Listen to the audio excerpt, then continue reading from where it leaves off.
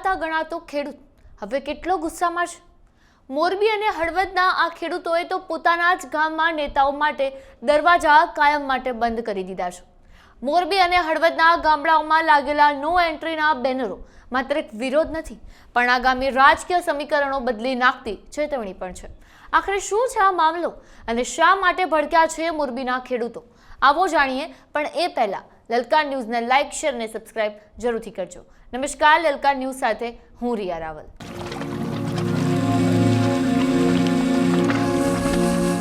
સમગ્ર વિવાદનું કેન્દ્ર છે કચ્છના ખાવડાથી હળવદ થઈને પસાર થતી હાઈ ટેન્શન વીજ લાઇન અને પાવર ગ્રીડના પ્રોજેક્ટ્સ.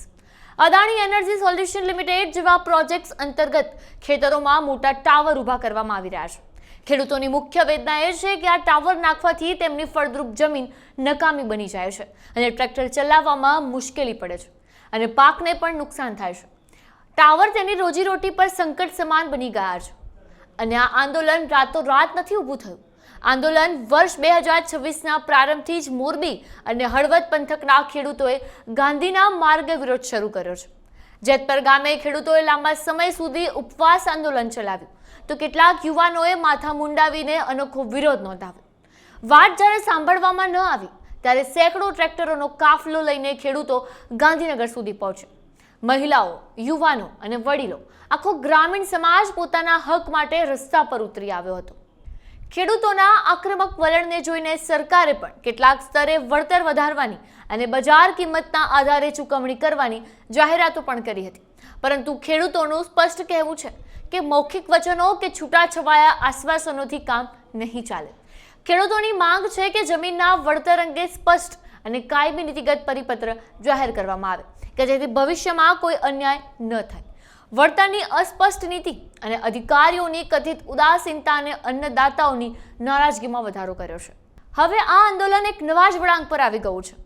જોધપર, થોરાડા, નાગલપર, બાદનપર, શિવનગર, પંચાસર, મોટી વાવડી, અમરાપર અને મયાપુર જેવા ગામોમાં ગ્રામજનોએ એક થઈને ભાજપના નેતાઓ માટે નો એન્ટ્રીના બેનરો લગાવી દીધા છે. જી હા, ખેડૂતોનું એલાન છે કે જ્યાં સુધી ન્યાય નહીં મળે ત્યાં સુધી કોઈ પણ રાજકીય નેતાએ ગામમાં મત માંગવા આવવું જ નહીં.